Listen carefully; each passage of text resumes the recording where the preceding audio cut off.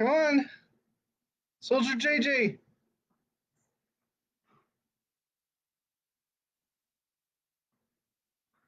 Hello, welcome to Heavy Storytelling. How are you doing today? We are going to be reading a story. I bet you don't know who I am. So, the true story is that I am not JJ. we got this shirt the last time we lived in Texas, and the first person that I think wore this shirt was Ben. True story. You have a shirt like this. No, I don't. You do. No, I don't. You used to. No. All right, what are we doing today? We are going to be reading Dragon Steamer, as you saw for the title page. We are also going to be reading the Bible, and Mom or Kim are going to be sending the links today. And you don't know who's behind the mask until he takes off the mask. Yeah, it's a he, and We'll never know because he's not here. He disappeared. Oh, there he is. No, I know the clone trooper. The clone trooper's gone. Oh. He went downstairs. Clone Trooper went downstairs. Yeah. Hope you guys have an awesome day. So, welcome to Storytime. How are you doing today? As the other guy said, yeah, we're going to be reading a story.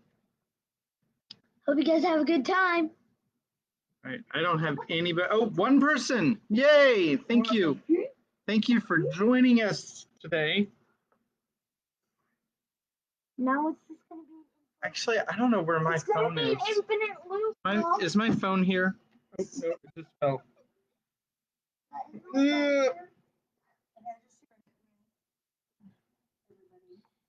Everybody. All right. I saw it. All right, let's get started. All right, Okay, quickly. We need to get through 2 chapters tonight. Here we go. All right, so we're on chapter 10. This is a short chapter in Daniel, so we'll be... Oh, there's 2 people. Thank you for joining us this evening. We are very glad that you're here. JJ already gave the intro. I'm about to read Daniel chapter 10. This is the English Standard Version of the Bible. In the 3rd year of Cyrus, king of Persia, a word was revealed to Daniel, who was named Belteshazzar. And the word was true, and it was a great conflict. And he understood the word and had understanding of the vision. In those days, I, Daniel, was mourning for 3 weeks. I ate no delicacies, no meat or wine entered my mouth, nor did I anoint myself at all for the full 3 weeks. On the 24th day of the 1st month, as I was standing on the bank of the great river, that is the Tigris, I lifted up my eyes and looked, and behold, a man clothed in linen, with a belt of fine gold from Uphaz around his waist. His body was like beryl, his face like the appearance of lightning, his eyes like flaming torches, his arms and legs like the gleam of burnished bronze, and the sound of his words like the sound of a multitude. And I, Daniel, alone saw the vision, for the men who were with me did not see the vision, but a great trembling fell upon them, and they fled to hide themselves. So I was left alone and saw this great vision, and no strength was left in me. My radiant appearance was fearfully changed, excuse me, and I retained no strength. Then I heard the sound of his words, and as I heard the sound of his words, I fell on my face in deep sleep with my face to the ground, and behold, a hand touched me and set me trembling on my hands and knees. And he said to me, O Daniel, man greatly loved, understand the words that I speak to you, and stand upright, for now I have been sent to you. And when he had spoken this word to me, I stood up trembling.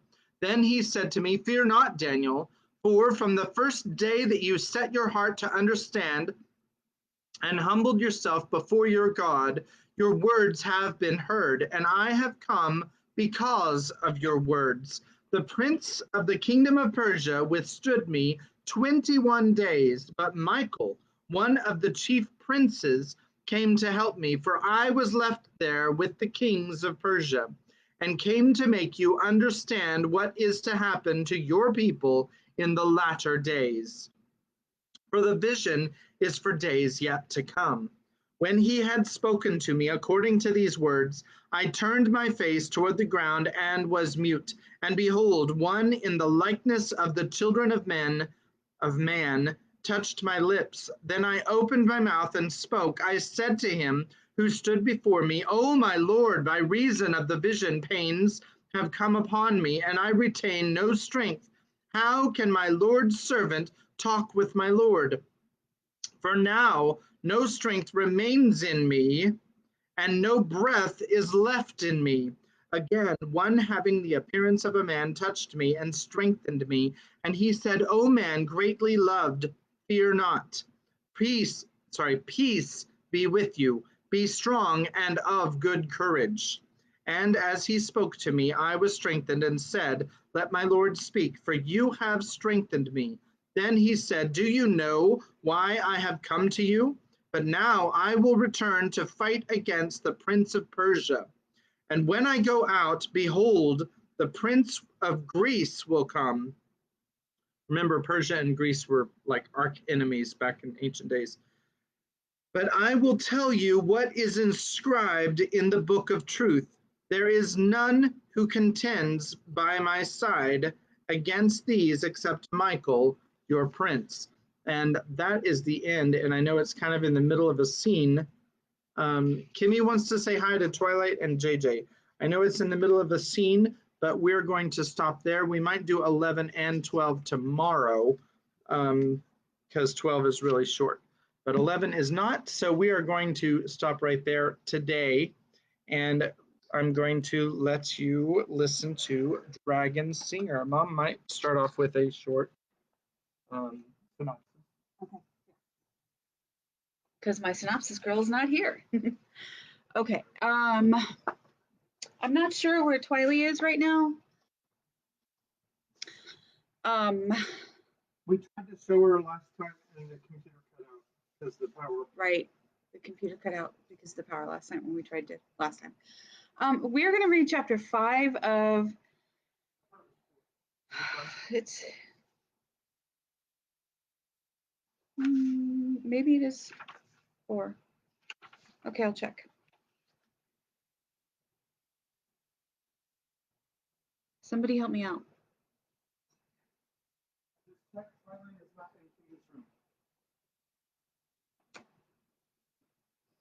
Yeah, I don't think we've read chapter 4. Chapter 4 is very short.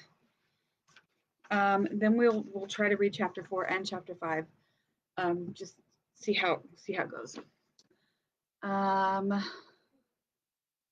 Kimberly, It's okay, I'll find her. can I say hi to Twilight? Okay, so I'm just going to get started. Chapter 4. Harper, your song has a sorrowful sound, though the tune was written as gay. Your voice is sad, and your hands are slow, and your eye meeting mine turns away. Mentally would have liked to find some place to curl up and sleep herself, but Beauty began to creel softly. Sylvina had said something about saving scraps, so Mentally crossed the courtyard to the kitchen door. She couldn't see either Sylvana or Chemo with all the coming and going. Then she saw the half-wit staggering in from the storage rooms, his arms clasping a great round yellow cheese. He saw her, grinned, and deposited the cheese on the only clear space at one of the work tables. Chemo, feed pretty ones? Chemo, feed? Chemo, get on with that cheese. There's a good fellow, said the woman mentally remembered as Abuna. Chemo must feed, and the man had grabbed a bowl, unceremoniously dumping its contents onto the table and marched back to the storeroom. Chemo, come back and take care of this cheese. Mentally was sorry she'd come to the kitchen, but Abuna saw her. You're the problem with him. Oh, all right. He'll be no use till he's helped you feed those creatures. But keep them out of my kitchen. Yes, Abuna. I'm sorry to bother you. And so you should be in the middle of getting ready the supper, but Chemo, feed pretty ones? Chemo, feed pretty ones? He was back-trailing goblets of meat from an overfull bowl. Not in my kitchen, Chemo. Outside with you, outside now, and send him back in when they've et. Will you, girl? One thing he can do is get the cheese ready. Mentally assured, it's on, y'all. We're stuttering already. What, Mom? What? What? I don't understand your comment, Kimmy. Okay.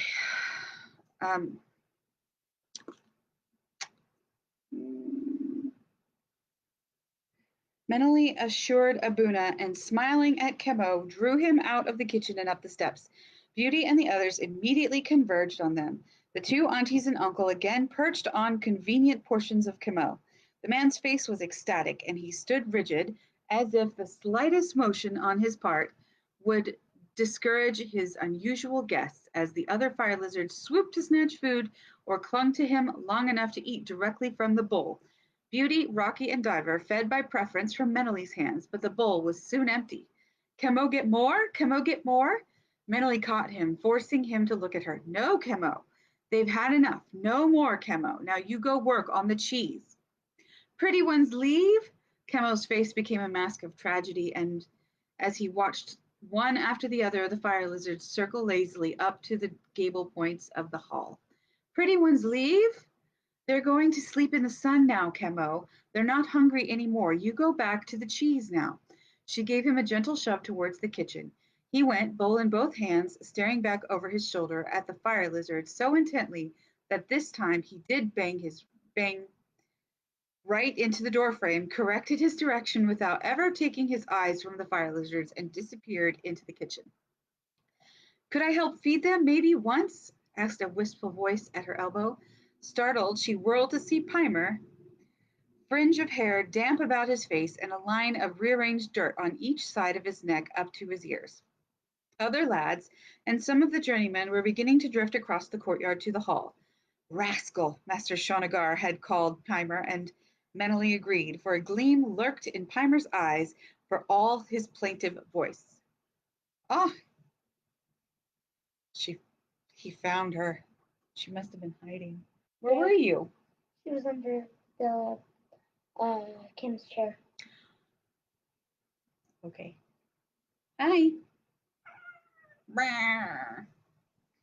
All right. Okay, that's good. Hi, Dad. Okay, that's enough. Meow. Put her down and you go settle. Not in my room. You don't put her in my room. That's Sorsha's room.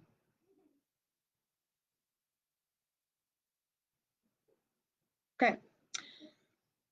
Got a bet on with Randley? Bet on? Pimer gave her a searching look. Then he chuckled. A small guy like me mentally has got to stay a jump ahead of the big ones like Randley, and they put on me in the dorm at night. So what did you put up with Randley? Oh, so like they made a bet. Oh, I'm sorry. Jonathan, leave that cat alone now. One. Come here. You need to go lay down in your bed now, please.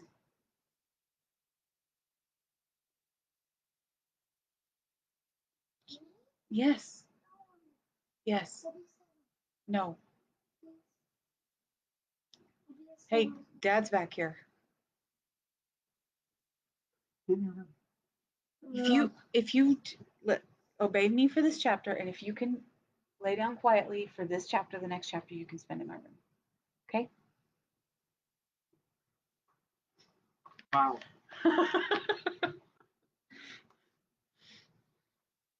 Okay. That you'd let me feed the fire lizards because they like me already. Don't they? You really are a rascal, aren't you? Pimer's grin became a calculated grimace, and he shrugged admission of the charge. I've already got Chemo falling all over himself to feed. Pretty beauty, said, and Pimer mimicked the older man's thick voice perfectly. Feed pretty beauty? Oh, don't worry, Mentally. Chemo and me are friends.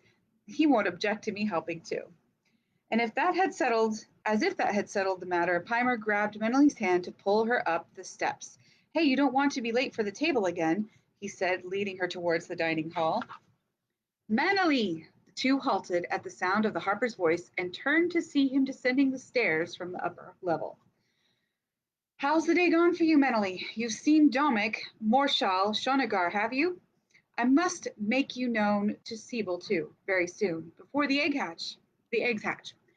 The Master Harper grinned, much as Pimer had just done in anticipation of the event. And this scamp has attached himself to you, has he?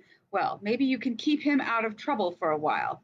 Ah, Brutigan, a word with you before supper. Quick! Pimer had her by the arm and was hurrying her into the dining hall so that betwixt the Harper and Pimer it looked mentally as if neither wished her to meet Journeyman Brutigan, whose practice her fire lizards had interrupted.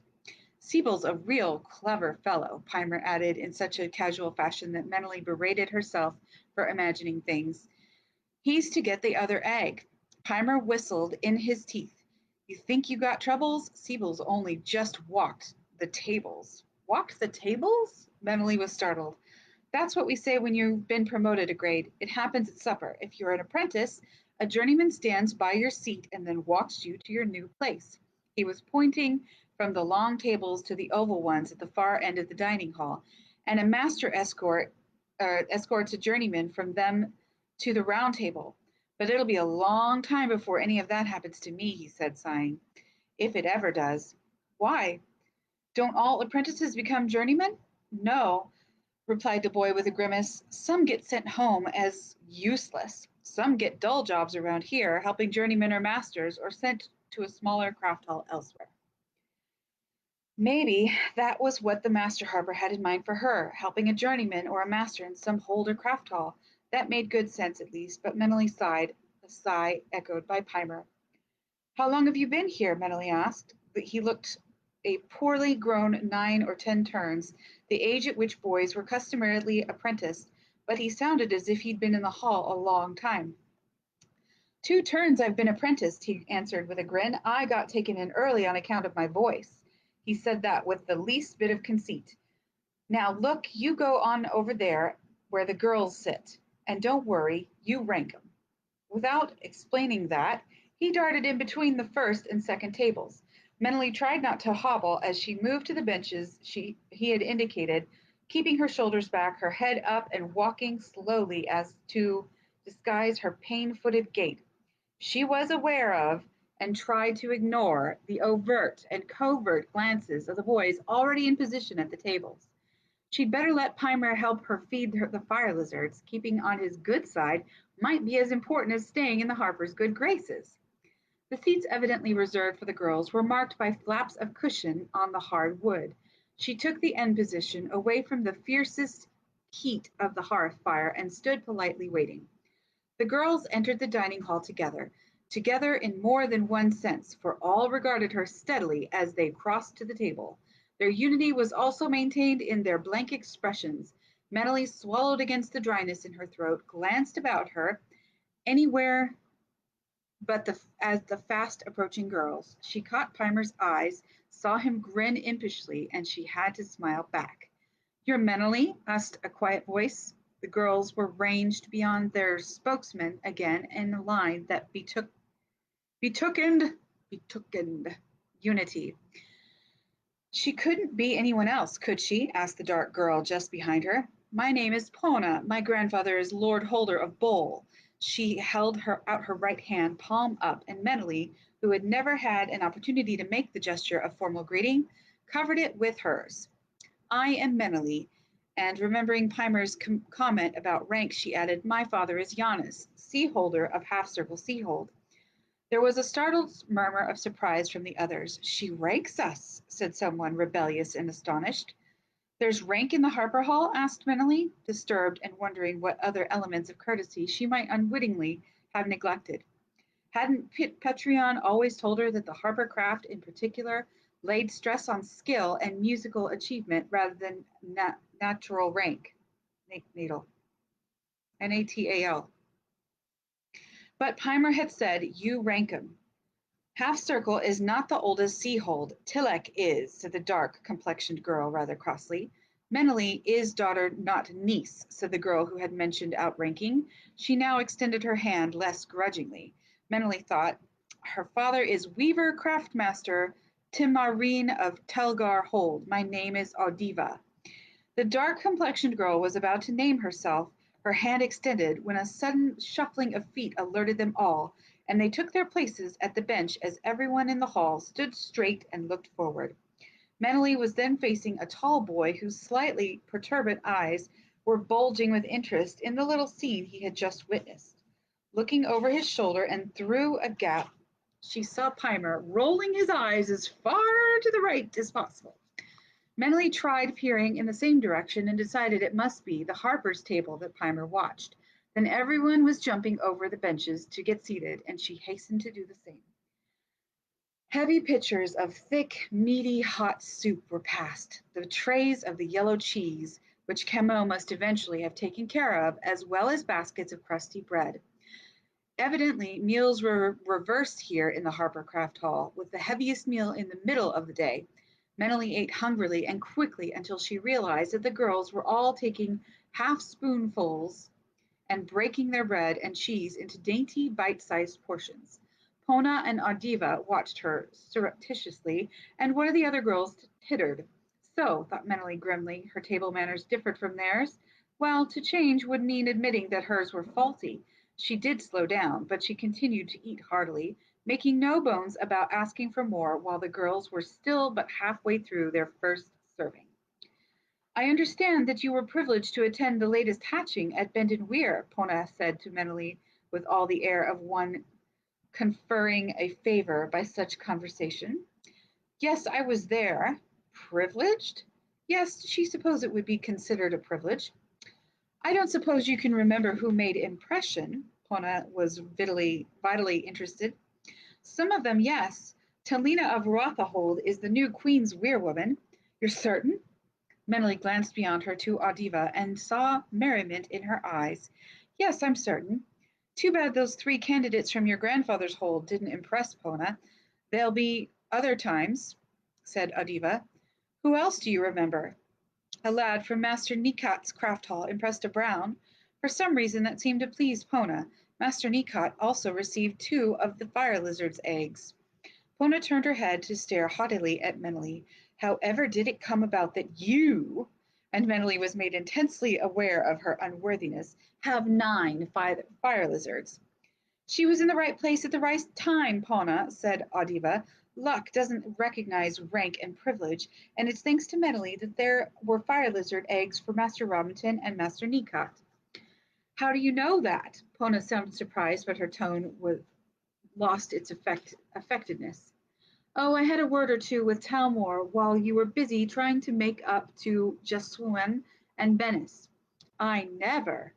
Pona was evidently as quick to take offense as give it, but she lowered her tone at Audiva's warning hiss. Don't worry, Pona. Just so long as Dunca doesn't catch you flipping your skirts at a son of the hold, I'll hold my peace.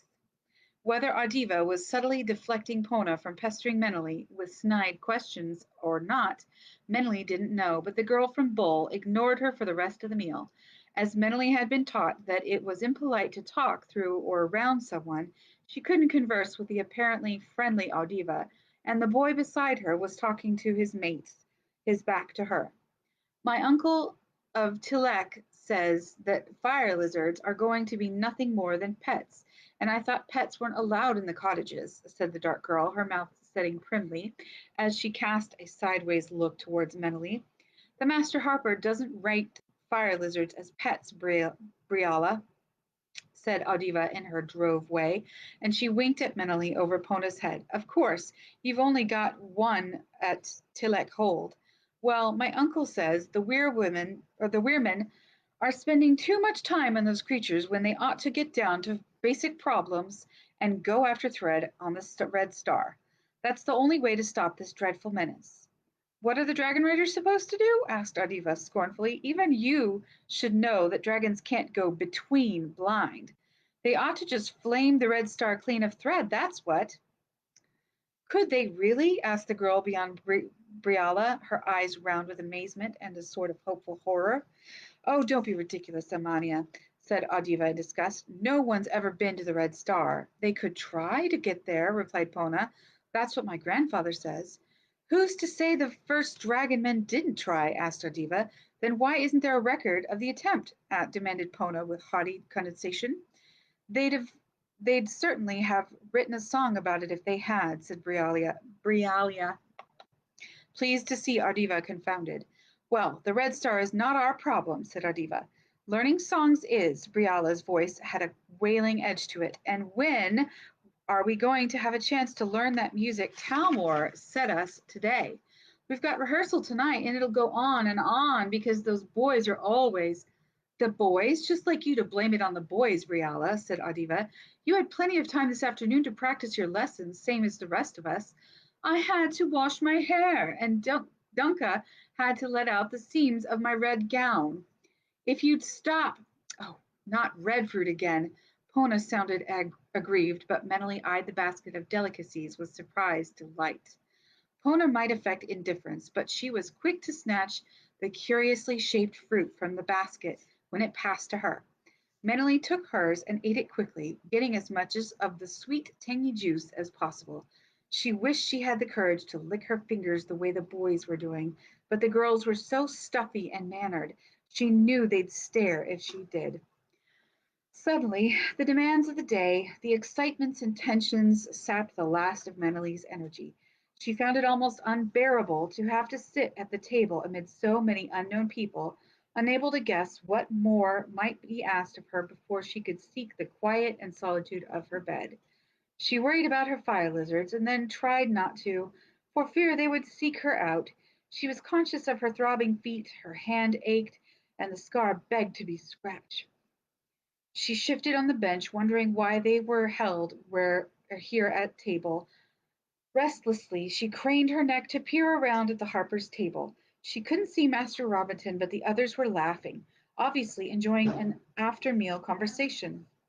You better be sorry. Was that why everyone was being held so long, until the masters had stopped talking? She longed for the peace of her cave near Dragonstones, even for the little cubicle in her father's sea hold. She'd usually been able to slip away to it without accounting to anyone for her disappearance. At least once the day's work was done, and somehow she'd never thought of the Harpercraft Hall being so populated with so much to be done and doing, and all the masters and Sylvina and she was caught unawares and had to struggle to her feet as the others rose more gracefully to theirs. She was so relieved to be able to go that at first she didn't realize no one was leaving the benches but masters and journeymen. Pona's hiss caught her attention before she'd moved more than a few strides. Embarrassed, she stood with all the girls glaring at her as if she had committed a far more heinous crime than moving out of turn. She edged back towards her vacated place. Then, as soon as the apprentices and the girls began to saunter out of the dining hall, she sat down again. She did not want to be among people, especially all those strange people who had odd notions and different manners and seemingly no sympathy for the newcomer.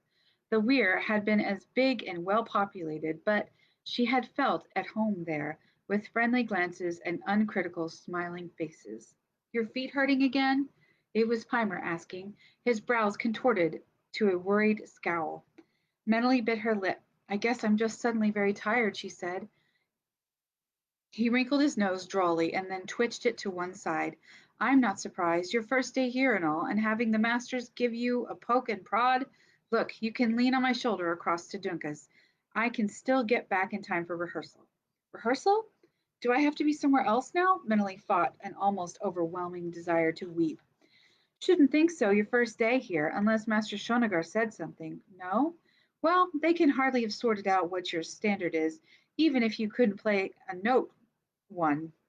Even if you couldn't play note. Even if you couldn't play note one. And you look ruddy awfully tired. I mean, come on, I'll help you. But you have a rehearsal. Don't you worry your head about me, mentally, he grinned mischievously. Sometimes it's an asset to be small. And he made a weaving motion with his hand, then squared his shoulders and stood, radiating innocent attention. He was so comic that Mentally giggled. She rose, excessively grateful to him. He rattled on about rehearsal for the usual spring affair at Fort Hold. The rehearsal was usually fun because Brudigan was in charge of the season. He was good at explaining exactly what he wanted you to do, so if you listened sharp, you didn't make mistakes. The swift spring evening was settling over the complex of Hold and Hall, so there were very few passers-by. Pimer's physical presence and his chatter, blithely ignoring her silence, were more supportive than his bony shoulder, but she couldn't have made the walk without it. Mentally was grateful that she'd only the short flight of steps to go. The fire lizards chirped sympathetically at her from the window ledge outside her fast-shuttered room. "You're okay now with them," said Pimer, grinning up at the fire lizards. "I'll dash off. You'll be fine in the morning, Mentally, with a good night's rest under your ear. That's what my foster mother always told us."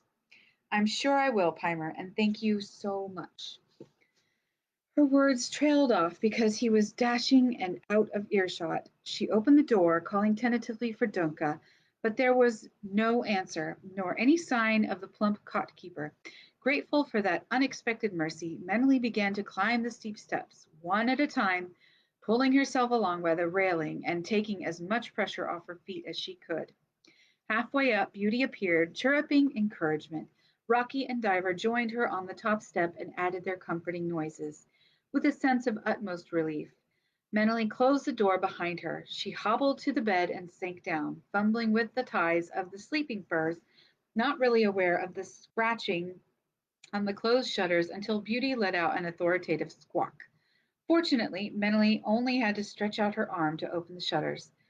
Aunties 1 and 2 fell in, catching themselves by wing just off the floor, scolding her soundly as they flew out about the room.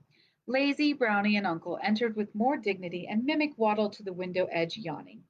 Mentally remembered to rub the salve on her feet, though they were so tender. Tears jumped to her eyes. Briefly she wished that Miriam was there with her brisk chatter and gentle touch. Feet were indeed very awkward to tend yourself. She rubbed the other stuff into her hand scar, restraining the urge to scratch the itching tissue. She slipped out of her clothes and under the sleeping furs, only vaguely aware that the fire lizards were making themselves comfortable about her. "Nothing to fear from Harper's, huh?" Tigellin's comment mocked her. As she fell deeply asleep, she wondered if envy was akin to fear. Okay. Chapter 5. JJ? JJ?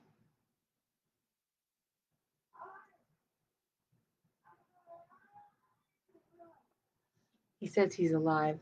Okay. Daniel says he's alive too. Daniel, are you in your bed? Okay. JJ, are you in your bed? David, can you bring me a glass of water? Fuck, he Thank did. you. More steps. Okay. All right, go lay down somewhere. Chapter 5. My knightly craft is winged in white, a dragon of night dark sea, swift-born, dream-bound, and rudderless. Her captain and crew are me. I sail 100 sleeping tides where no seaman's ever been, and only my white-winged craft and I know the marvels we have seen. Bean. I think it should have been pronounced bean instead of bin. Bean and seen. Okay. The next day did not start propitiously for Mentally. Her sleep was broken by shrieks. Dunca's, the girls, and the fire lizards. Dazed, Mentally at first tried to calm the fire lizards swooping about the room, but Dunca, standing in the doorway, would not be quiet, and her terror, whether assumed or real, only stimulated the fire lizards into such aerial acrobatics that Mentally ordered them all out the window. This only changed the tone of Dunca's screams because the woman was now pointing at Menelly's nudity until she could snatch up the discarded shirt and cover herself. "And where were you all night?" Dunca demanded in a sobbingly angry voice. "How did you get in? When did you get in?" "I was here all night. I got in by the front door. You weren't in the cottage." Then, seeing the look of complete disbelief on Dunca's plump face, Mentally added, "I came here directly after supper. Pimer helped me across the court." "He was at rehearsal, which was just after supper," said one of the girls, scowling crowding in at the door. Yes, but he got there out of breath, Adiva said, frowning. I remember. Rudigan rounded him on it. Thank you, honey.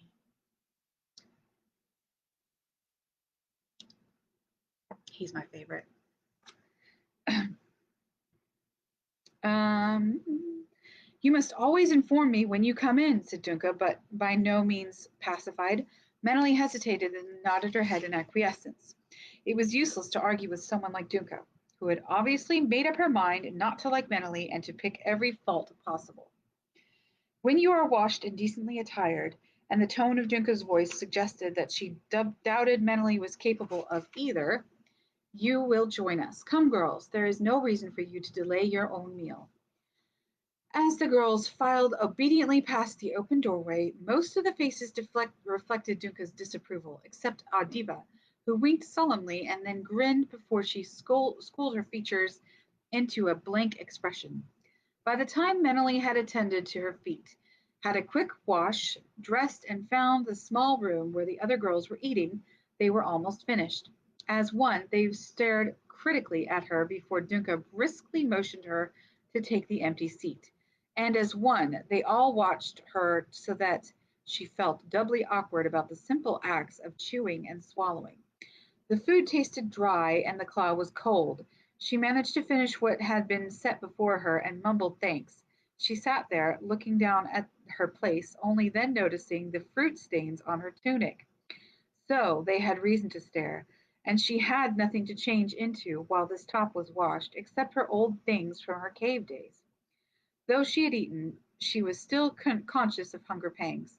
The fire lizards were waiting to be fed. She doubted that Dunka would supply her need, but her responsibility to her to her friends gave her the courage to ask. May I be excused, please? The fire lizards must be fed. I have to go to Sylvina. Why would you bother Sylvina with such a detail? Demanded Dunka, her eyes popping slightly with indignation. Don't you realize that this is the head woman of the entire Harpercraft Hall? The demands on her time are enormous, and if you don't keep those creatures of yours under proper control, you startled them this morning.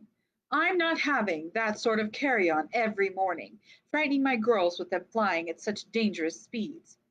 Mentally refrained from pointing out that it had been Dunca's screaming that had alarmed the fire lizards. If you can't control them, where are they now? She looked wildly about her, her eyes bulging with alarm. Waiting to be fed. Don't get pert with me, girl. You may be the daughter of a sea holder, but while you're here in the Harpercraft Hall, and in my charge, you are to behave yourself. We'll have no ranking here. Half torn between laughter and disgust, Menelly rose. If I may go, please, before the fire lizards come in search of me. That sufficed. Dunka couldn't get her out of the cot fast enough. Someone sniggered, but when Menelly glanced up, she wasn't sure if it had been Adiva or not. It was a small encouragement that someone had recognized Dunka's hypocrisy. As she stepped out into the crisp morning air, Menelly realized how stuffy the cot had been and glanced over her shoulder. Sure enough, all the shutters except her own were closed tight. As she crossed the wide court, she received warning grins and greetings from the farm holders making their way to the fields, from apprentices dashing to their masters.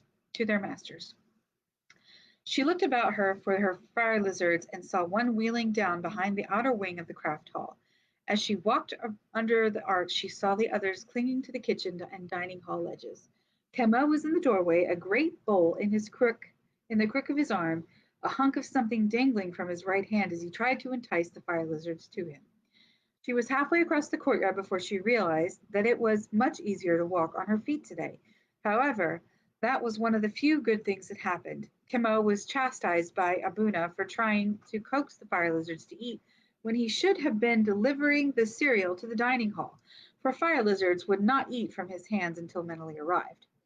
Then the fire lizards were frightened away when the apprentices and journeymen came tearing out of the dining hall, filling the courtyard with yells and shrieks and wild antics as they made their way to their morning classes.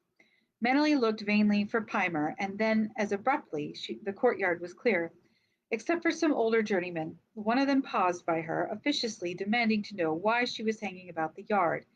When she said that she hadn't been told where to go, he informed her that she obviously should be with the other girls and to get herself there immediately. As he gestured in the general direction of the arch room, mentally assumed that was where the girls met. She reached the archway room to find the girls already practicing scales on their guitars with a journeyman who told her she was late to get her instrument and see if she could snatch or catch up with the others. She mumbled an apology, found her precious guitar, and took a stool near the others. But the chords were basic, and even with her injured hand, she had no trouble with the drill. Not so the others. Pona seemed unable to bridge strings with forefinger. The joint kept snapping up, and although the journeyman, Talmor, patiently showed her an alternative chording, she couldn't get to it fast enough to keep the rhythm to the exercise. Talmor had great patience, mentally thought, and idly ran silent fingers down the neck of her guitar, doing his alternative placements.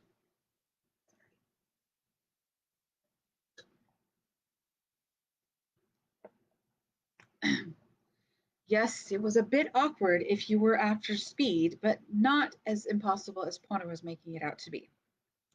Since you are so good at it mentally, suppose you demonstrate the exercise in the time, and Talmor directed the beat. She caught it with her eyes, keeping her head still, for Petrion abhorred a musician who had to use unnecessary body motion to keep a rhythm going.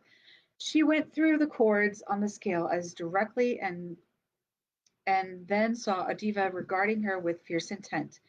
Pona and the others glowered.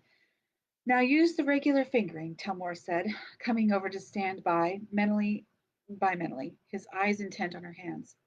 Mentally executed the run, he gave a sharp nod of his head, eyed her inscrutably, and then returned to Pona, asking her to try it again, though he outlined a slower time. Pona mastered the run the third time, smiling with relief at her success. Talmor gave them another set of scales and then brought out a large copy of a piece of occasional music. Manly was delighted because the score was completely new to her. Petrion had been, as he phrased it, a teaching harper, not an entertainer, and though she had learned the one or two occasional pieces of music he had in his possession, he had never acquired more. The sea holder, Manly knew, had preferred to sing, not listen, and most occasional music was instrumental. In the bigger holds, Petrion had told her, the lord holders liked music during the dinner hour and at night when they entertained guests in conversation rather than song. This was not a difficult piece, Manly realized, scanning it and silently fingering one or two transitional chords that might be troublesome. All right, Adiva, let's see what you can make of it today, Talmor said, smiling at the girl with encouragement. Adiva gulped, exhibiting a nervousness that puzzled mentally.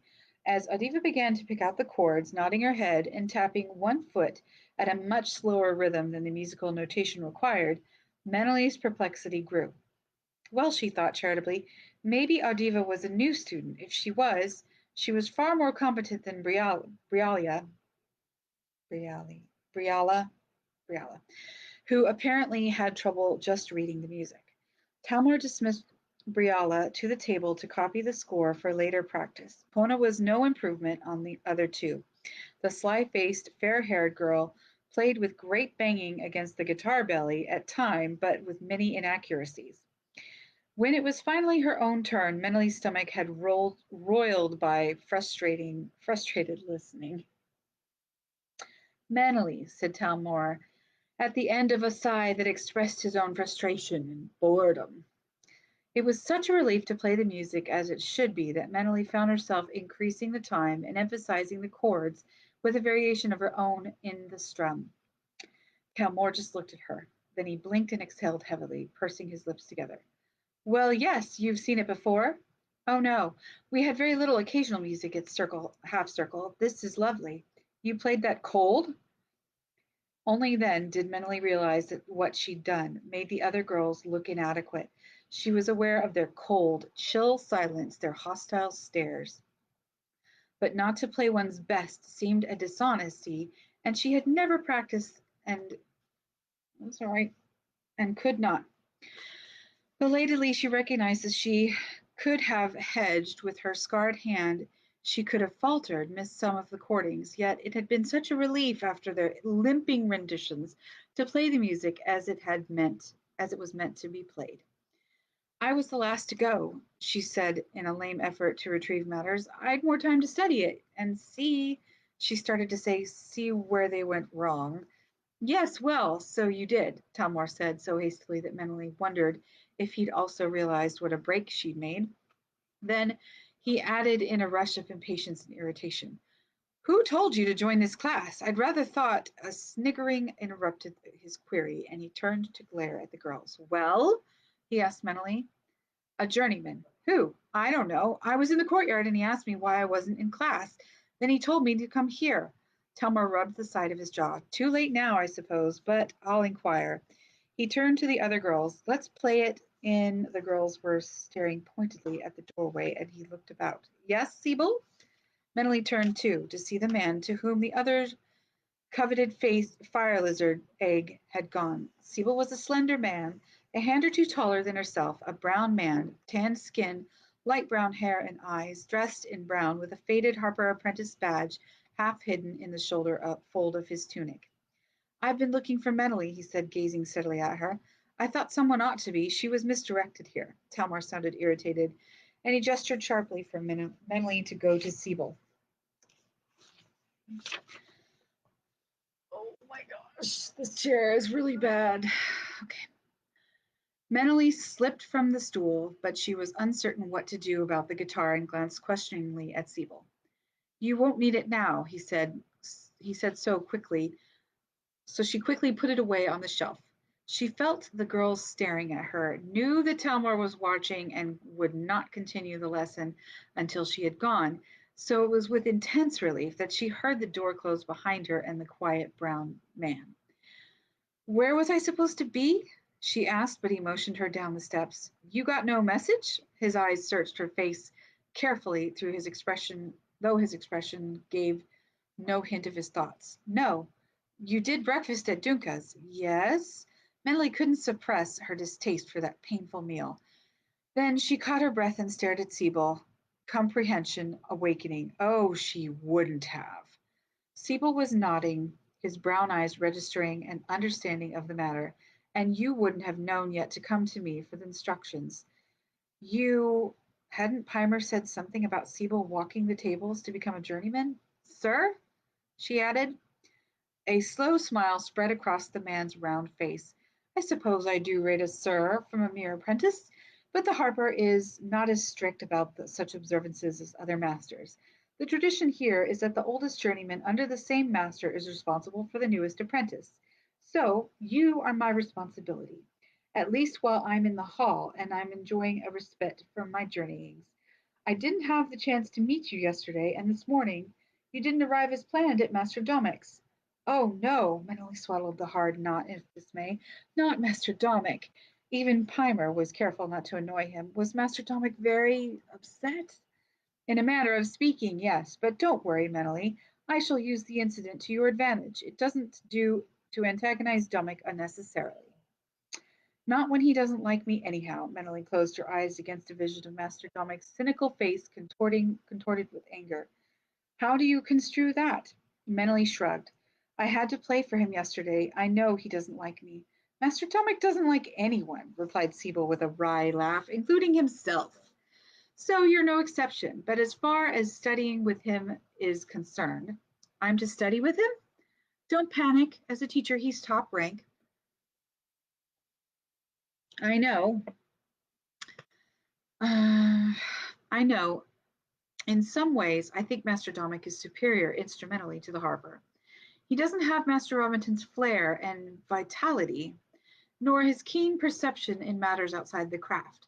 Although Siebel was speaking in his customary impersonal way, Meneley sensed his complete loyalty and devotion to the Master Harper.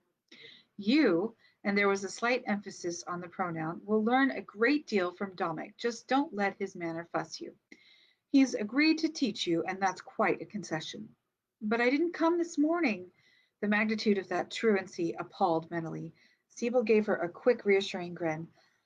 I said that I can turn that to your advantage. Domic doesn't like people who to ignore his instructions. It's not your worry. Now come on. Enough of the morning has been lost. He had directed her up the steps into the hall, and to her surprise, opened the door into the great hall. It was twice the size of the dining hall, 3 times the size of the great hall at half circle.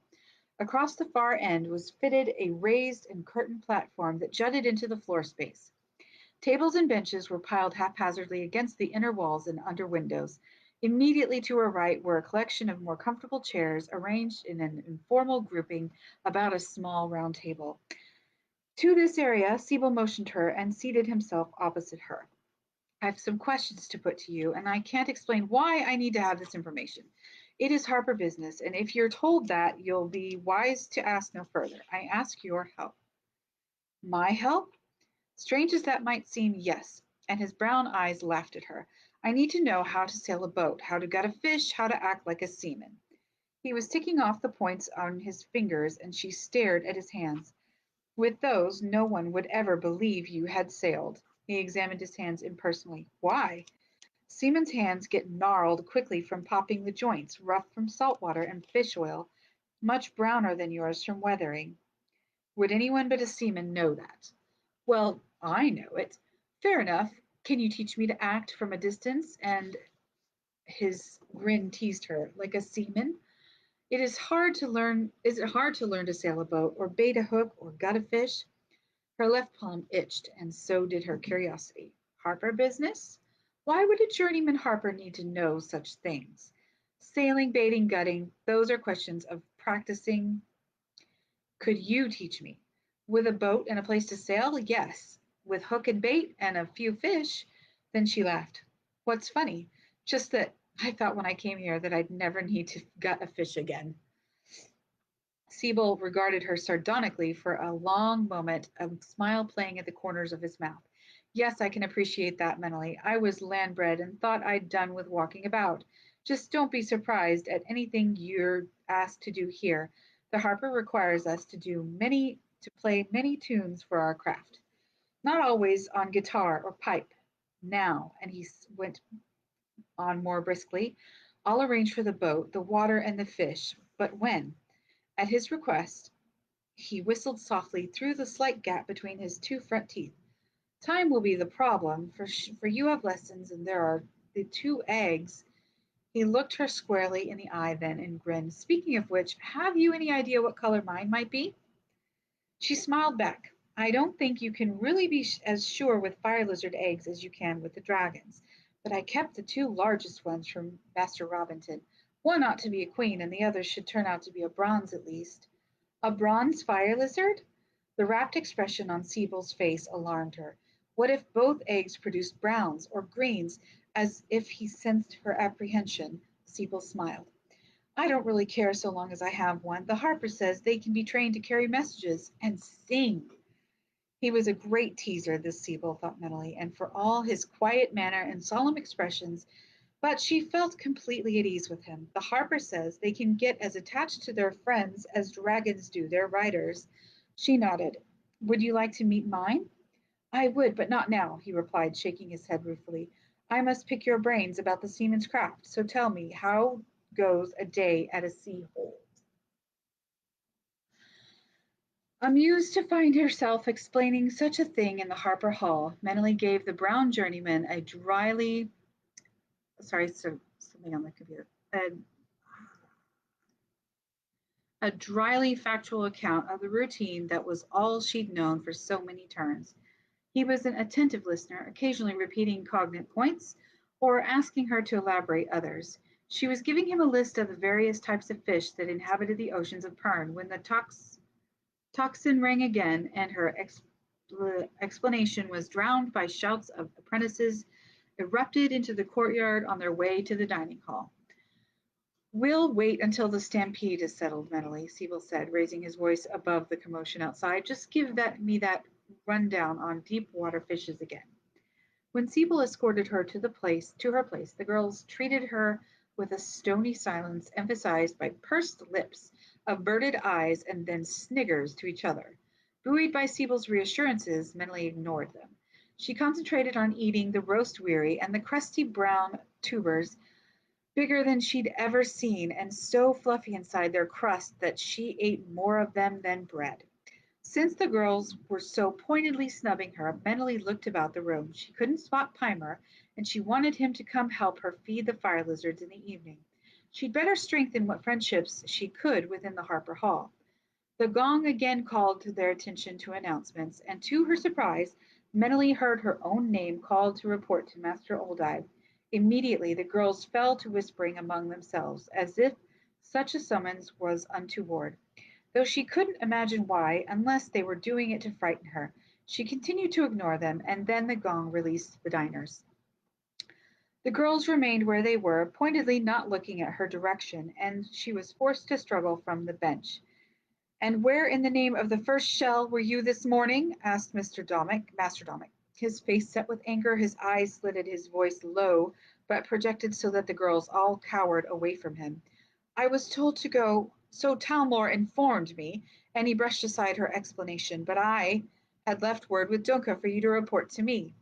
"Dunca told me nothing, Master Domic." Nunnally flicked a glance beyond him to the girls and saw in their smug expression the knowledge that they too had known there'd been a message for her which Dunca had deliberately neglected to pass on.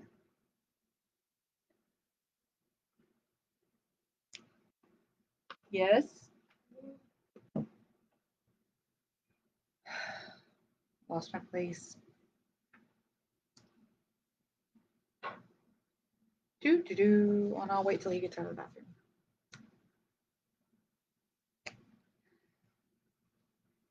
Got it.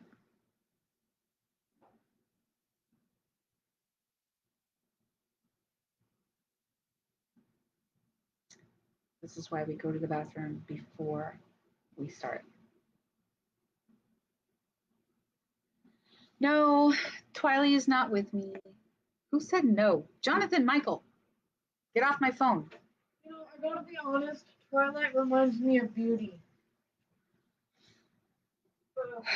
JJ, get off my phone.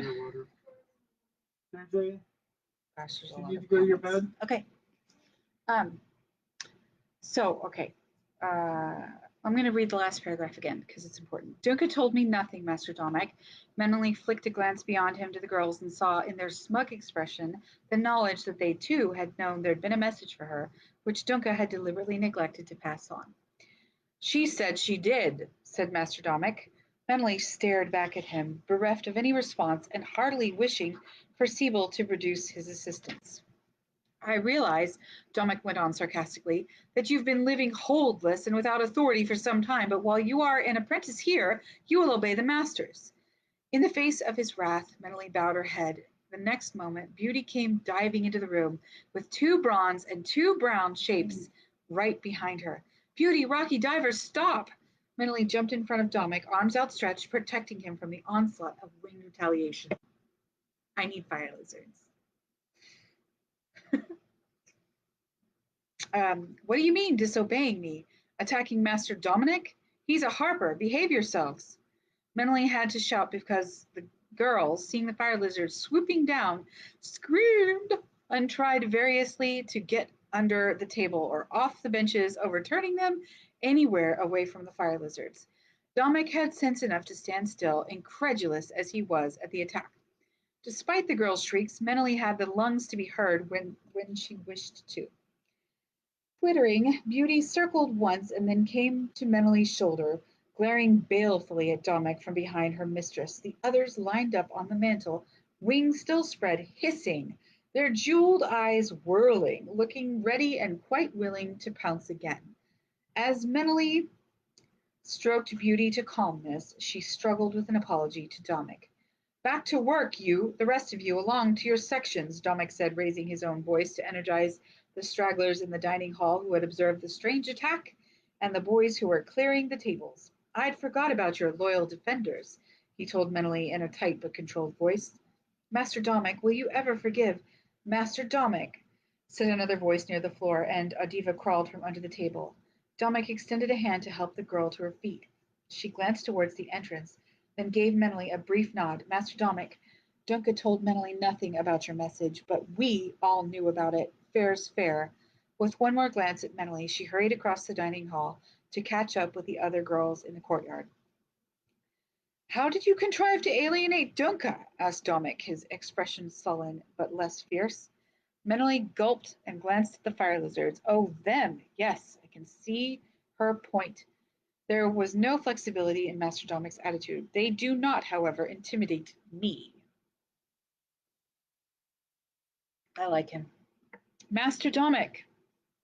That's enough, girl. Since you haven't the native intelligence to be tactful, I shall have to. Master Domic, Sibyl came hurrying up. I know, said the master cut off the journeyman's explanation.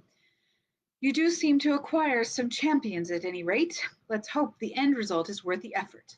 I'll see you tomorrow morning, promptly after breakfast, in my study, which is on the second level to the right, fourth door on the outside. You will take your pipes this afternoon to Master Geraint for the first hour. I am told you made the pipes yourself in that cave of yours? Good. Then, the second hour, you've to see Master Shonagar. Now, get yourself off to Master Oldive. His office is at the end or the top of the steps on the inside to your right. No, Sibyl, you do not need to hover about her so protectingly. I'm not so lost to common sense as to punish her for being the victim of envy.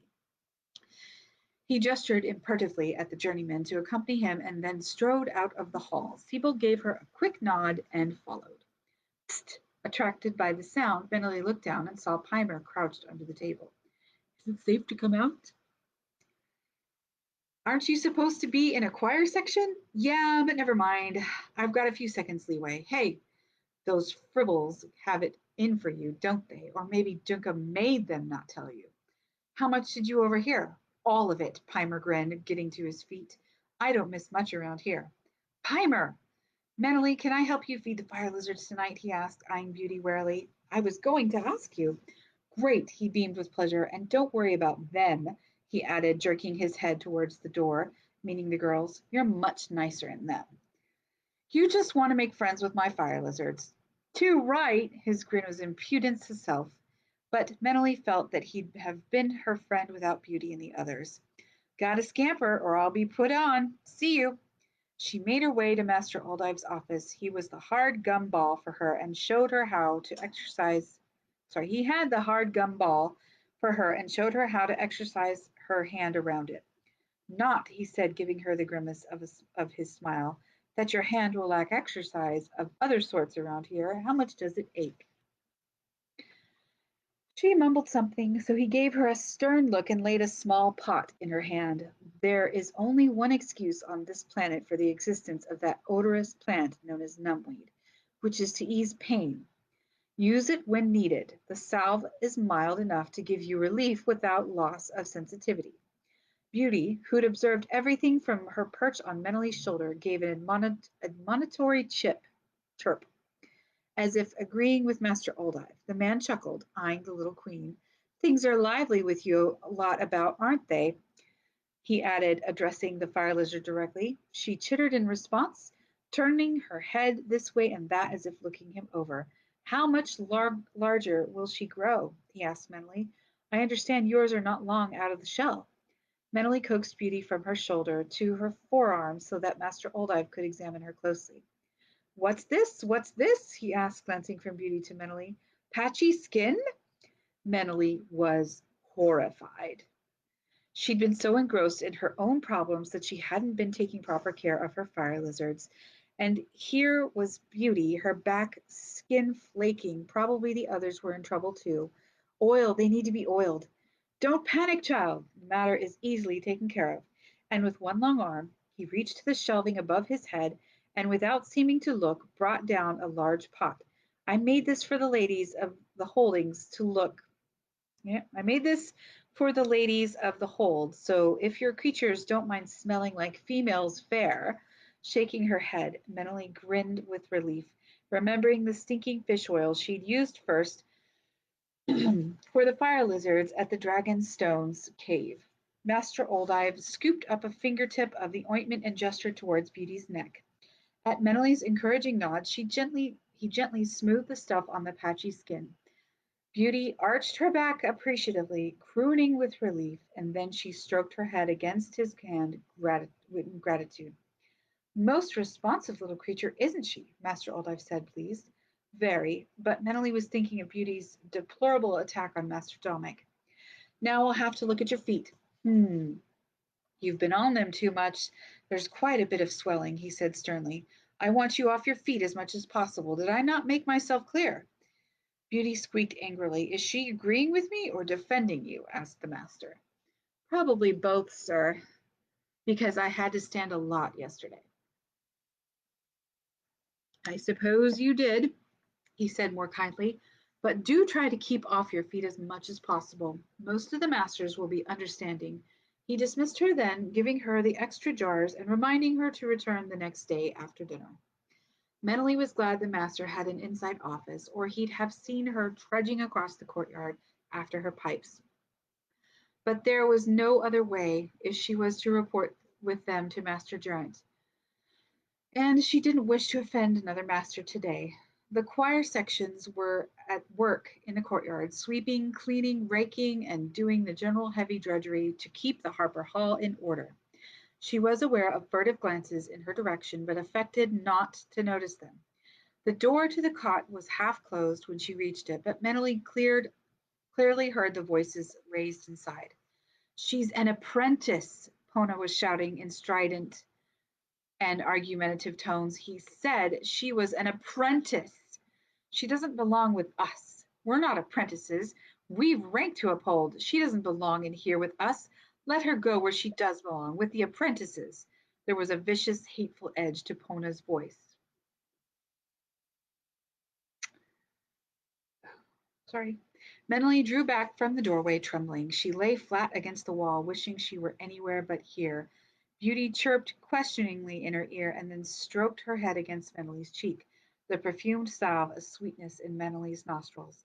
One thing was certain. Menelly did not want to go into the cottage for her pipes, but what would happen if she went to Master Geraint without them?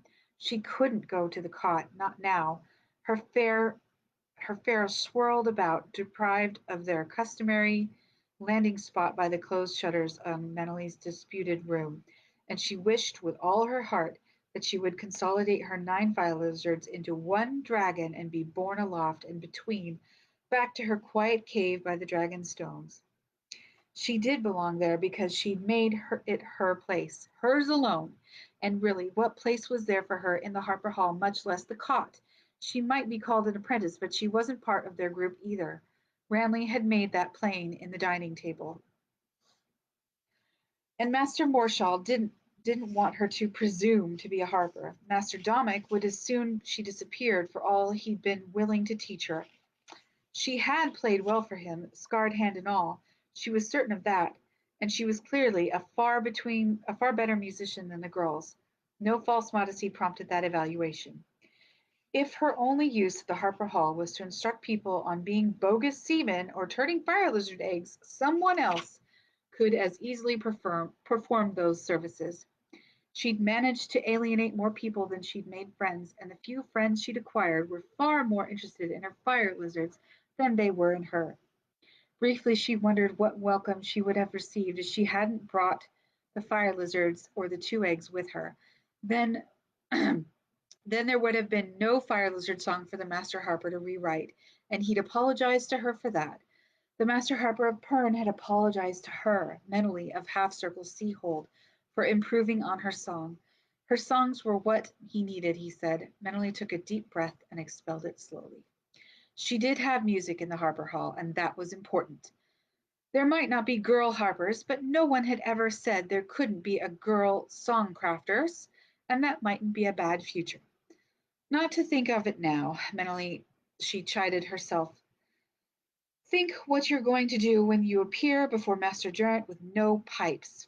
He might seem absent-minded, but she doubted very much if he really was. The pipes were in her room on the little press, and nothing, not even obedience to and love of the Master Harper, would force her into the cot while those girls were raging on about her. Beauty took off from her shoulder, calling to the other fire lizards, and when they were all midair above her, they disappeared. Mentally pushed herself away from the cot's wall and started back to the Harper Hall. She'd think of something to say to Master Geraint about the pipes. The fire lizards exploded into the air above her, squealing so shrilly that she looked up in alarm. They were grouped in a tight cluster, hovered just a split second while her eye took on in their unusual formation, and then they parted. Something dropped. Automatically, she held out her hands, and the multiple pipes smacked into her palms. Oh, you darlings! I didn't know you could do that. She clutched the pipes to her, ignoring the sting of her hands. Only the stiffness in her feet prevented her from dancing with the joy of relief and the discovery of this unexpected ability of her friends. How clever, clever they were, going to her room and bringing her the pipes. No one could have ever again say in her presence that they were just pets and nuisances, good for nothing but trouble. The worst storm throws up some wood on the beach, her mother used to say, mostly to soothe her father, caught hold-bound during a storm. Why, if she hadn't needed the pipes so badly, and if the girls hadn't been so nasty, she'd never have discovered how very clever her fire lizards could be. It was with a considerable lightened heart that she entered Master Gerrant's workshop. The place was unexpectedly empty. Master Gerrant, bent over a vise attached to his wide and cluttered work table, was the only occupant of the big room. As she could see that he was meticulously gluing veneer to a harp shaft, she waited and waited and waited until bored and she sighed. Yes? Oh, the girl. Where have you been this long time? Oh, waiting, I see. You brought your pipes with you? He held out his hand, and she surrendered them. She was a bit startled by the sudden intensity of his examination. He weighed the pipes in his hand, peered closely at the way she had joined the sections of reed with braided sea plant. He poked a tool into the blow and finger holes. Muttering under his breath, he brought the pipes over to the rank of windows and examined them minutely in the bright afternoon sun. Glancing at her for permission, he arranged his long fingers appropriately and blew on the pipes. His eyebrows arched at the pure, clear tone. Sea reeds, not fresh water? Fresh water, but I cured them in the sea. How do you get this dark shine? Mixed fish oil with sea grass and rubbed it in, warm. Makes an interesting hint of purple in the wood. Could you duplicate the compound again? I think so. Any particular type of seagrass or fish oil? Packtail, and despite herself, mentally winced at having to mention the fish by name. Her hand twitched. And shallow water seagrass, the sort that clings to sandy bottoms rather than rock. Very good. He handed her back the pipes, gesturing for her to follow him to another table where drum rings and skins of varying sizes had been laid out, as well as a reel of the oiled cord necessary to secure drum hides to frame. Can you assemble a drum? I can try. He sniffed, not critically, reflectively, mentally thought, and then motioned for her to begin. He turned back to his patient woodworking on the harp. Knowing that this was likely another test, mentally examined each of the 9 drum frames carefully for hidden flaws. For the dryness and the hardness of the wood, only one did she feel worth the trouble, and the drum would be a thin, sharp-sounding instrument. She preferred a drum with deep, full notes, one that would cut through male voices in a chorus and keep them on the beat. Then she reminded herself that here she would scarcely have to worry about keeping singers in time. She set to work putting the metal clips on the frame edge to hold the skin. Most of the hides were well cured and stretched so that it was a matter of finding one the proper size and thinness for her drum frame. She softened the chosen hide in the tub of water, working the skin in her hands until it was flexible enough to draw across the frame. Carefully she made slits and skewed the hide to the clips symmetrically so that one side wasn't pulled tighter than another lest it make an uneven tone along the outside of the drum and a sour one in the center. When she was sure she had the hide evenly placed, she lashed it around the frame 2 fingers from the edge of the surface. When the hide dried, she'd have a taut drum. Well, you do know some of the tricks of the trade, don't you? She nearly jumped out of her own hide at the sound of Master Gerrant's voice right by her elbow. He gave her a little wintry smile. She wondered how long he'd been standing there watching her. He took the drum, examined it minutely, humping to himself, his face making a variety of contortions that gave her no real idea of his opinion of her handiwork. He put the drum carefully on the high shelf. We'll just let that dry. But you'd better get yourself off to your next class. The juniors are about to arrive, I hear, he added in a dry, unamused tone. Mentally became immediately conscious of exterior noise, laughter, yells, and the dull thudding of many booted feet.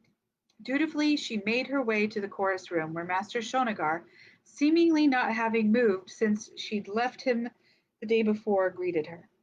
Assemble your friends, please, and have them dispose themselves to listen, he told her, blinking a bit as the fire lizards swept into the high ceilinged hall. Beauty took up her favorite position on Menelly's shoulder. You, and one long fat forefinger pointed directly to the little queen, you will find another perch today. The forefinger moved inexorably towards the bench. There. Beauty gave a quizzical cheep, but obediently retired when Menelly silently reinforced the order. Master Shonagar's eyebrows ascended into his hairline as he watched the little fire lizard settle herself, primly flipping her wings to her back, her eyes whirling gently. He grunted, his belly bouncing. Now, Menelly, shoulders back, chin up, butt in, hands together across your diaphragm, breathe in from the belly to the lungs. No, I do not want to see your chest heaving like a smith's bellows. By the end of the session, Menelly was exhausted. The small of her back and all her midriff muscles ached. Her belly was sore, and she felt that dragging nets for offshore fishing would have been child's play. Yet she'd done no more than stand in one spot and attempt, in Master Shonagar's pithy phrase, to control her breathing properly. She'd been allowed to sing only single notes and then scales of 5 notes, each scale done on the breath, lightly but in true tone and on pitch. She'd have gutted a whole net of packtail with less effort, so she was intently grateful when Master Shonagar finally waved her to a seat. Yeah, sorry, I need a drink. Now, young Pimer, come forward. Menelly looked around in surprise, wondering how long Pimer had been sitting quietly by the door. The other morning, Menelly, our ears were assailed by pure sound in descant to a chorus. Pimer here seems of the opinion that the fire lizards will sing for you with anyone. Do you concur? They certainly sang the other morning, but I was singing too. I do not know, sir. Let us conduct a little experiment then. Let us see if they will sing when invited to do so. Menelly winced a little at his phrasing, but Pimer's wry smile told her that this was Master Shonagar's odd version of humor.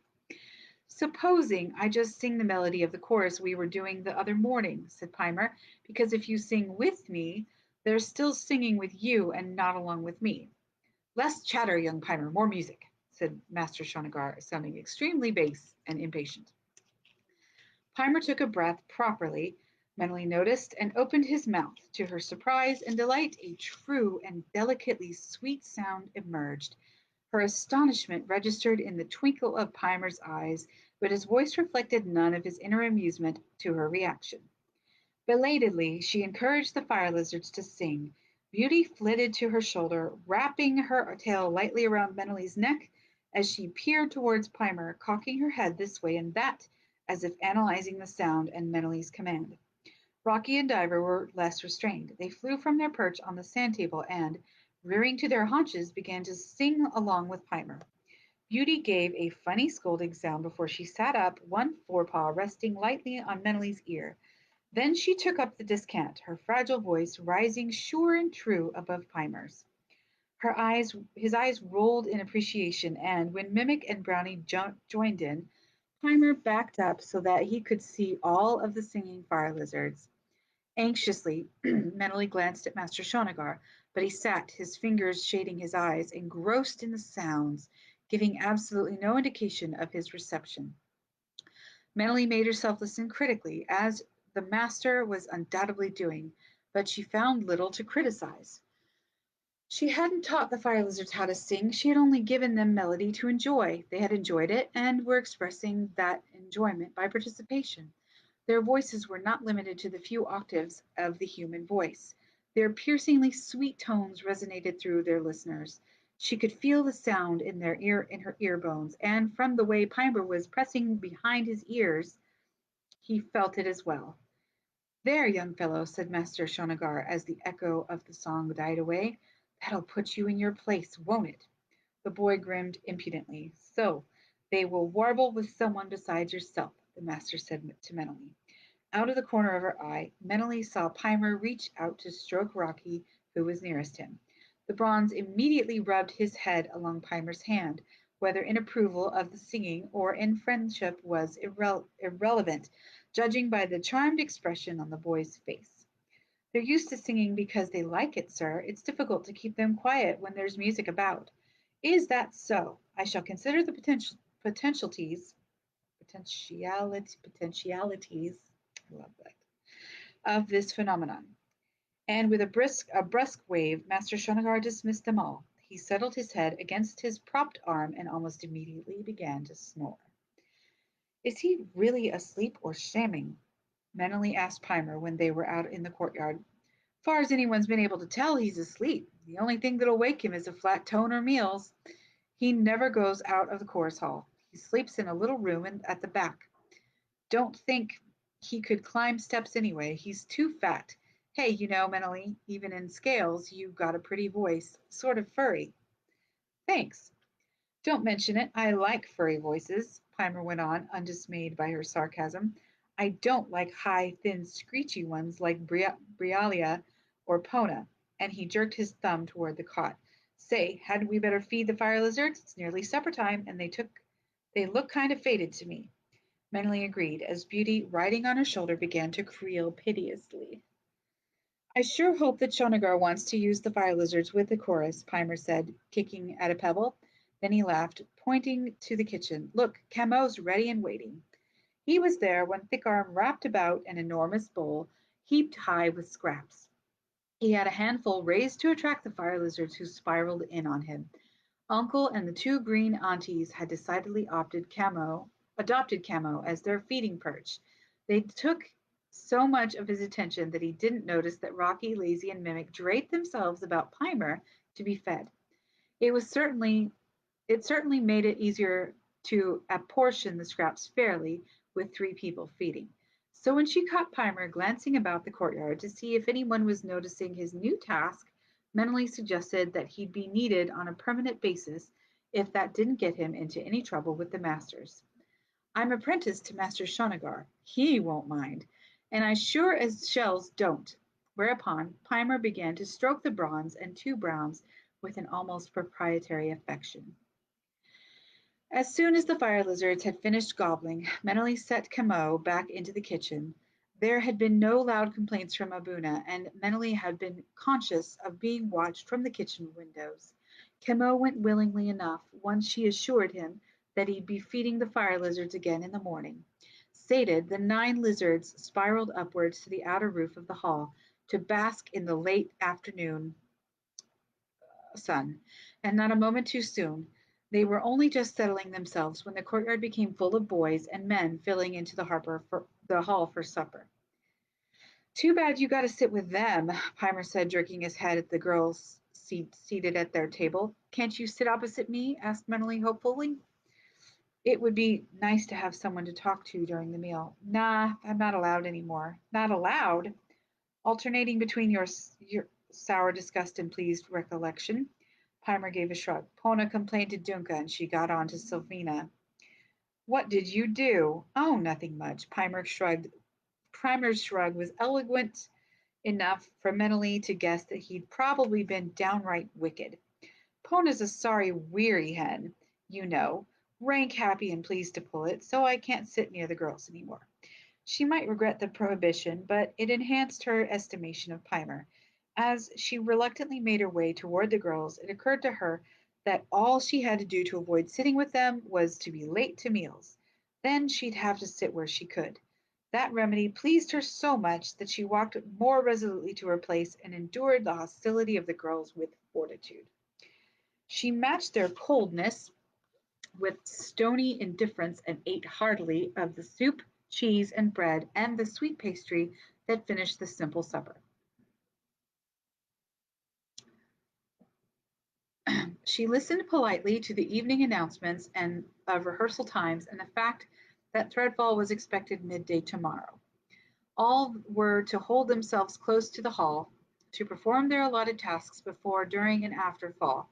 Mentally heard, with private amusement, the nervous whispering of the girls at the advent of Threadfall, and permitted herself to smile in disdain at their terror. They couldn't really be that afraid of a menace they'd known all their lives. She made no move to leave the table when they did, but she was sure that she caught Adiva's wink as the girl followed the others out. When she judged them well away, she rose. Maybe she'd be able to get back into the cot again without confronting Nuka. Ah, Mentally, a moment, if you please, the cheery voice of the Master Harper sang out as she reached the entrance. Robinson was standing by the stairs talking to Sibyl, and he gestured for Mentally to join them. Come and check our eggs for us. I know Lessa said it would be a few more days, but. And the Harper shrugged his anxiety. This way, as she accompanied the two men to the upper level, he went on. Sibyl says that you're a mine of information. He grinned down at her. Did never think you'd have to talk fish in a Harper Hall, did you? No, sir, I didn't. But then I don't think I really knew what does go on in a Harper Hall. Well said, Mentally, well said. And the Harper laughed as well as Sibyl. The other crafts can jibe that we want to know too much about what is not strictly our business, but I've always felt knowledge of matters, minor or major, makes for better understandings. The mind that will not admit it has something more to learn tomorrow is in danger of stagnating. Yes, sir, Mentally caught Sibyl's eye, anxiously hoping that the Harper had not heard the minor, or was it major, matter about her missing her scheduled lesson with Dominic. An almost imperceptible shake of the brown man's head reassured her. Give me your opinion on our eggs, Mentally, for I must be out and about a great deal, but I don't wish to risk it hatching without me in attendance, right, Sibyl? Nor do I wish to two fire lizards instead of the one I'm entitled to have. The two men exchanged knowing glances as Mentally obediently checked the eggs in their sand-filled warm pots. She turned each one slightly so that the colder side faced the heat of the glowing embers on the hearth. Oh, hold me back. Robinson asked for a few more black stones and then eyed her expectantly. Well, sir, the eggs are hardening, but they are not hard enough to hatch today or tomorrow. So will you check again tomorrow morning for me, Mentally? I must be away, although Sibyl will always know where I can be reached. Mentally assured the Master Harper that she would keep a watchful eye on the eggs and inform Sibyl if there were any alarming changes. The Harper walked her back through his study to the door. Now, Mentally, you've played for Dominic, been thoroughly catechized by Morse Shawl, and sung for Shanagar. Gerard says your pipes are quite allowable, and the drum is well constructed and should dry out sound. The fire lizards will sing sweetly with others than yourself, so you've accomplished a very great deal in your first days here, hasn't she, Sibyl? Sibyl agreed, smiling at her in a quiet, kind way. She wondered if either man knew how Dunca and the other girls felt about her presence in the Harper Hall. I can leave the matter of the eggs in your good hands. That's grand. That's very good indeed, the Master Harper said, combing his fingers through his silvered hair. For a fleeting moment, his unusual mobile face was still, and in that unguarded moment, Mentally saw signs of strain and worry. Then he smiled so cheerfully that she wondered if she'd only imagined his weariness. Well, she could certainly spare him anxiety about the fire lizards. She'd checked them several times during the day, even if it made her late to Master Shamgar.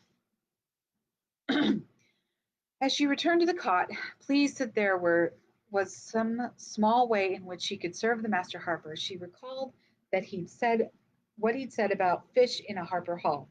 For the first time, Mentally realized that she'd never really thought about life in a Harper Hall, except as a place where music was played and created.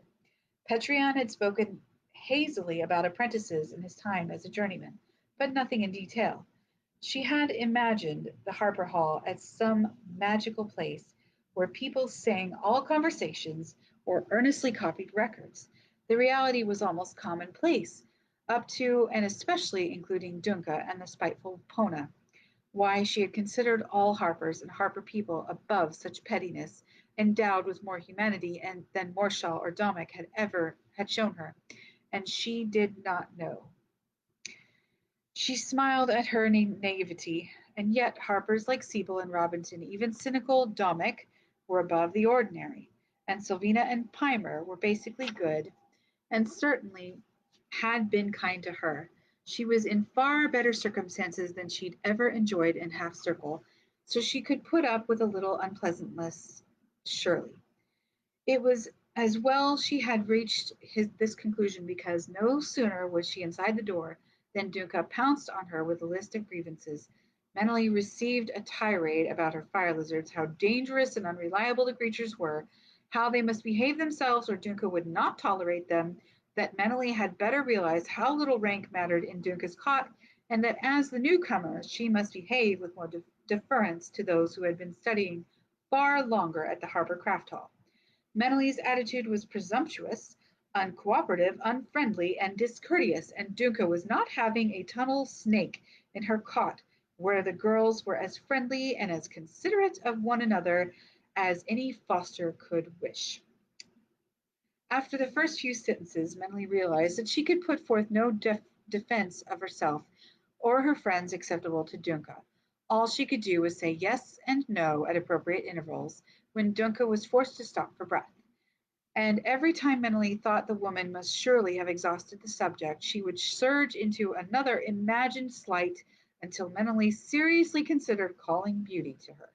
The appearance of the fire lizard would certainly curtail the flow of abuse and would irrevocably destroy any possibility of getting into Dunca's fair record. Now, have I made myself plain? Dunca said unexpectedly. You have, and since Meneley's calm acceptance momentarily robbed Dunca of speech, the girl flew up the steps, ignoring the stiffness of her feet and grinning at the explosive and furious reprimands Dunca made at her retreat. Oh, my eyes. An hour and a half.